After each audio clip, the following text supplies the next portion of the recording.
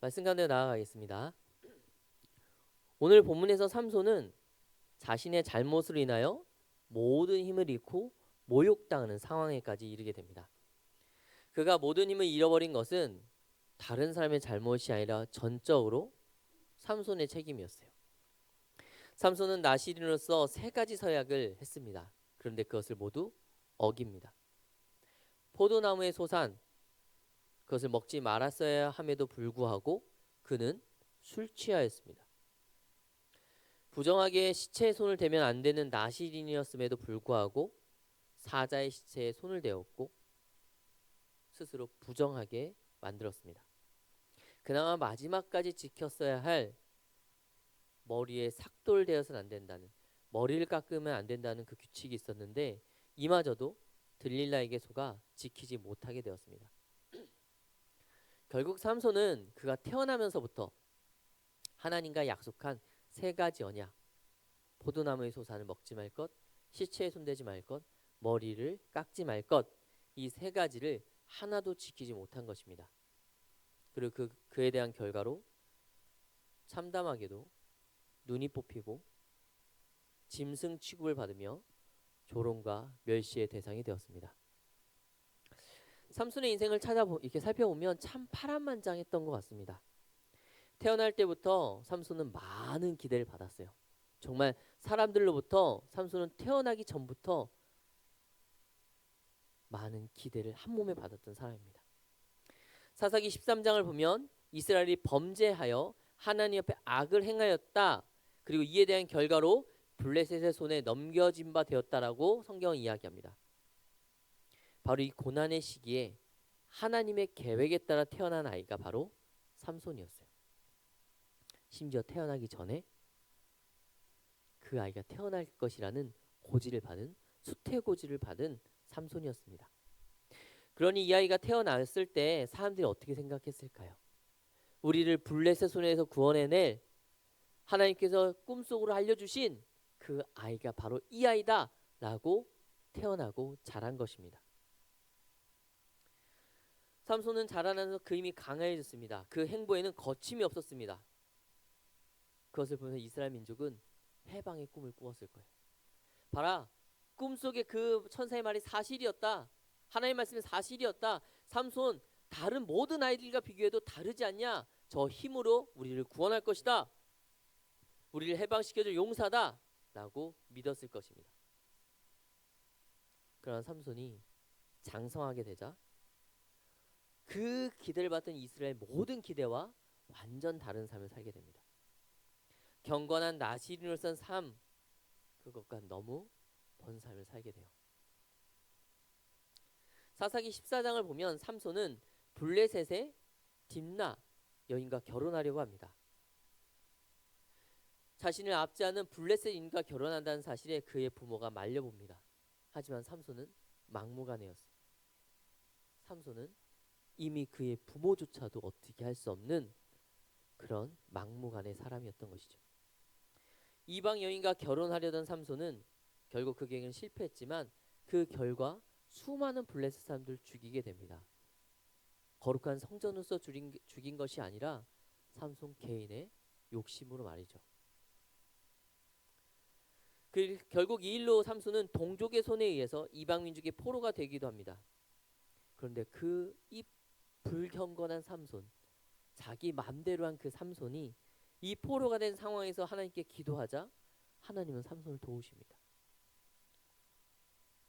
비록 삼손이 나실의 언약을 대부분 어겼고 그 스스로가 하나님 보시기에 부적합해 보였어도 하나님은 그 삼손의 손을 들어주셨습니다. 근데 문제는 삼손이 하나님의 은혜를 이때 깨닫지 못한다는 데 있어요. 삼손은 또다시 이방 여인을 마음에 품게 됩니다.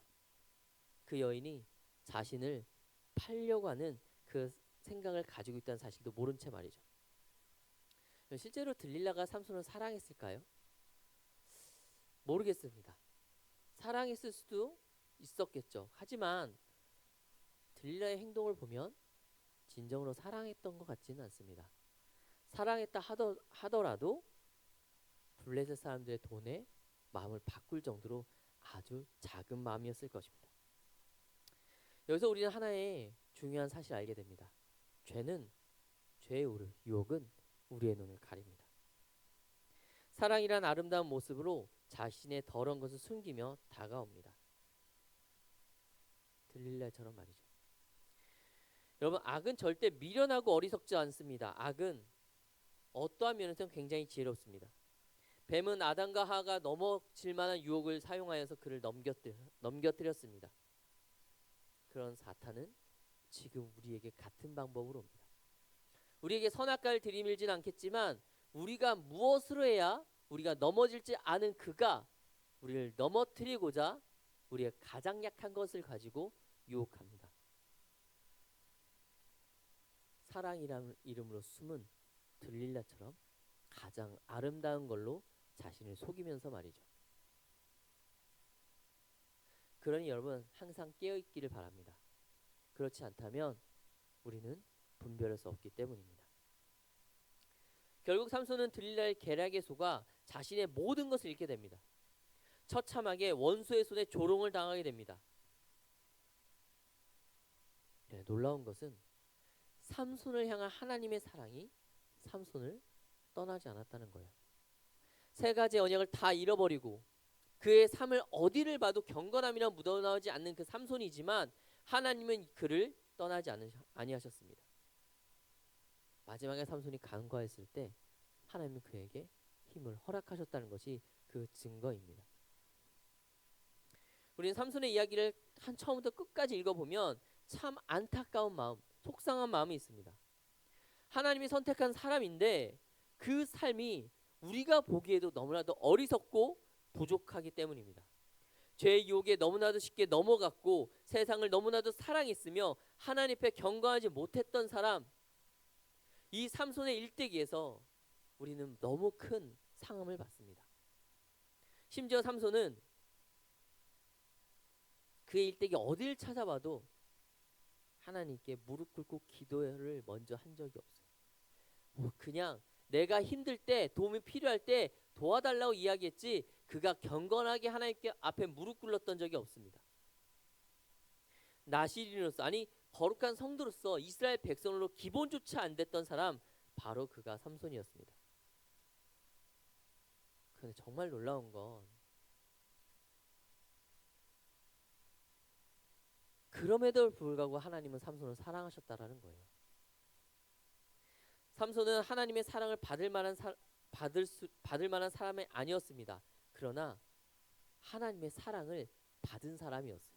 그리고 그 사랑은 변함이 없었습니다. 이 사실은 우리에게 많은 위로를 줍니다. 왜냐하면 우리도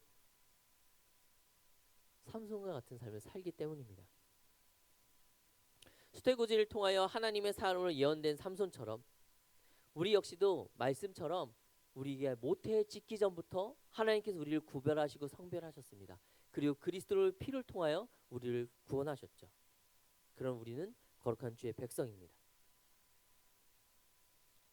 그러나 우리는 자신의 마음대로 이방인과 결혼하며 자신의 생각대로 살아간 삼손처럼 우리들 역시 세상을 사랑하고 우리의 생각대로 세상을 살아갑니다. 항상 기도하기보다는 우리의 필요에 의해서만 기도하고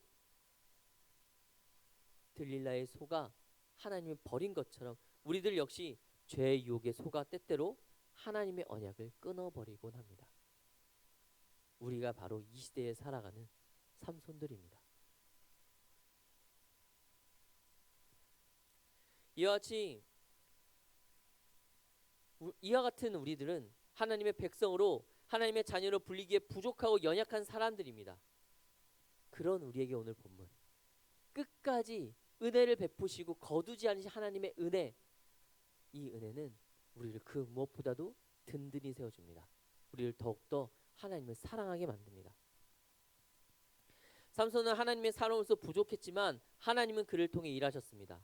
마찬가지로 우리를 역시 하나님의 자녀로서 하나님의 일을 감당하기엔 부족할지 모르지만, 아니 한없이 부족하지만 하나님은 그런 부족한 우리들을 부르셨고 지금 우리를 통해 일하시길 바랍니다. 삼손을 통해 일하신 그 하나님께서 지금 우리를 통해 일하시고자 하시는 것입니다. 또한 우리들은 삼손과 같이 세상을 사랑하고 유혹에 쉽게 무너지는 연약한 존재들이지만 우리를 향한 하나님의 사랑은 결단코 후회가 없으시며 번복됨이 없으십니다. 여러분, 삼손을 통하여 삶 가운데 큰 위로를 받을 수 있기를 간절히 소망합니다. 근데 삼손의 일대기를 계속 보면서 놀라운 것이 있습니다. 가장 놀라운 점이었어요. 바로 사사기 16장 22절입니다. 그의 머리털이 밀린 후에 다시 자라기 시작하니라. 삼손의 머리카락이 다시 자라는 걸 왜 굳이 성경이 기록했을까? 이것이 상징하는 것이 있기 때문입니다. 이 말씀이 기록될 때 삼손은 모든 힘을 잃고 그의 인생에서 가장 큰 위기와 실패, 조롱과 멸시와 고난 가운데 있었습니다. 머리카락이 잘리고 자신이 자랑하던 힘이 사라졌다는 것을 그는 깨달았습니다. 눈이 뽑히고 앞으로 내가 어떤 취급을 받게 될 것인지 그는 어렴풋이 알고 있었습니다. 자신을 향한 블레셋의 분노가 얼마나 큰지 그는 알고 있었기 때문입니다. 그래서 그는 힘을 잃어버렸을 때 모든 것을 포기했을 것입니다. 그런데 모든 사람이 심지어 삼손마저 포기했던 그 상황 가운데 삼손을 포기하지 않았던 분이 있습니다. 바로 하나님이십니다. 그의 머리털이 다시 자라기 시작했다는 그 기록은 단순히 생리적으로 머리카락이 다시 자라났다는 것을 의미하는 것이 아닙니다. 여러분, 삼손의 힘은 머리카락에 있지 않습니다. 바로 삼손의 힘의 근원은 하나님과의 언약에 있었습니다. 머리카락은 그 언약의 상징이었을 뿐이지 머리카락이 그의 힘의 원천이 아니었던 것입니다. 본문에서 그 머리카락이 다시 자라났다는 것의 의미는 단순히 물리적인 것을 의미하는 것이 아니라 삼손을 향한 하나님의 시선이, 삼손을 향한 그의 언약이 끊어지지 않았다는 것을 말하는 거예요. 삼손이 세 가지를 모두 어기고 힘을 잃어버렸고 하나님께 버림받은 것처럼 보여질지 몰라도 하나님은 여전히 삼손을 생각하셨고 여전히 그를 언약 가운데 두셨다. 그것이 바로 본문 16장 22절의 말씀인 것입니다. 여러분, 이것이 우리를 향한 하나님의 사랑입니다.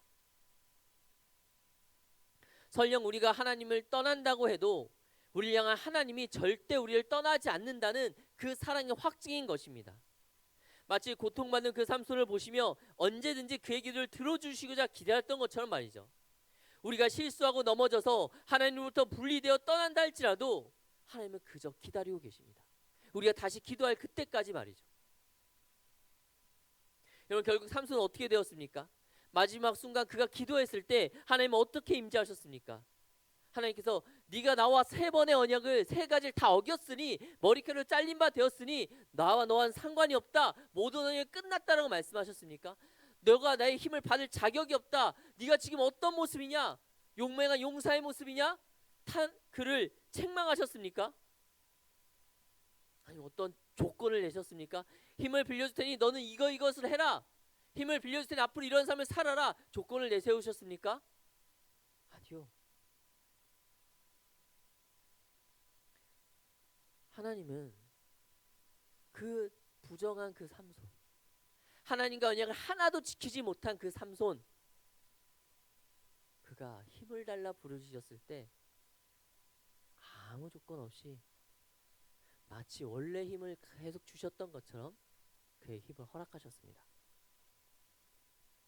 사랑하는 여러분, 그리스도인에게 있어서 기도하지 못한 상황이라는 건 없어요. 기도하지 못할 사정도 없습니다. 하나님께서 원하시는 것은 어떤 특별함이 아니에요. 하나님께서 원하시는 건 우리의 거룩함이 먼저 되고 내가 구별돼서 세상에서 어떤 멋진 사람이 되고 어떤 걸 성취한 다음에 기도의 자리로 나오는 것이 아닙니다. 하나님께서 원하시는 건 비록 부족하고 세상에 너무나도 자주 넘어지고 쓰러지지만 지금 우리가 있는 모습 그대로 그 자리에서 기도하고 나오시길 바라십니다. 내가 먼저 변해야 기도할 수 있다? 아니요. 내가 뭔가 성취하고 나서야 기도할 수 있다? 그렇지 않습니다. 세상에서 말하는 어떤 규칙, 아니 어떤 자격, 하나님께 기도하는데 아무런 것이 없어요. 그래 여러분 기도하십시오. 삼손과 같이 기도하십시오. 물론 이것은 무척 어려운 것입니다. 쉽지 않습니다. 하나님을 떠나 있는 상태, 기도가 멈춰 있는 상태라면 이것은 더더군다나 힘듭니다. 마치 본문 22절의 삼손이 기도하지 못한 채 조롱을 당했던 것처럼 말이죠. 많은 사람들이 삼손과 같이 하나님을 떠나거나 기도가 멈춰 있을 때 쉽게 기도하지 못합니다. 스스로 자신을 올가매기 때문입니다. 내가 지금 당장 어떻게 기도할 수 있어? 지금까지 기도하지 않고 살아왔는데, 내가 하나님을 이만큼 사랑했는데, 그때는 기도할 수 있었지만 지금 내가 하나님을 사랑하고 있지 않은데, 그만큼 아닌데, 내 안에 경건함이 없는데, 내가 당장 달라질 수 없는데, 내가 또 반복돼서 범죄할 것 같은데, 내가 어떻게 하나님께 감히 구하고 기도할 수 있어? 라고 스스로 말해버립니다. 그러나 여러분, 이것은 명백한 오해입니다. 삼손이 다시금 하나님께 기도했을 때 그의 상황은 나아지지 않았어요. 그는 여전히 묶여 있었고 그의 머리카락은 여전히 잘린 상태였습니다. 심지어 겉으로 보기에 그가 경건해 보이지도 않았어요. 거룩해 보이지도 않았습니다. 자신의 죄를 인정하고 고백하며 무릎 꿇고 눈물로 회개한 것도 아니었어요. 하지만 그가 기도했을 때 하나님께서 즉각적으로 응답하셨습니다. 그래요 여러분, 기도하십시오. 여러분 어떤 상황이 중요하지 않아요. 여러분 하나님께 떠나 있어도 상관없습니다. 아니 여러분 하나님께 지금까지 평생 한 번도 기도하지 않았어도 괜찮아요. 필요한 걸 구하세요. 주실 것입니다. 여러분 그리스도인이라면, 하나님의 백성이라면, 한 번이라도 주를 아버지로 고백했다면, 내가 하나님을 믿는 믿음이, 내가 구주를 고백하는 그 구주에 대한 고백이 내 삶 가운데 어느 순간이라도 그것이 있었다면 우리는 언제든 기도할 수 있습니다.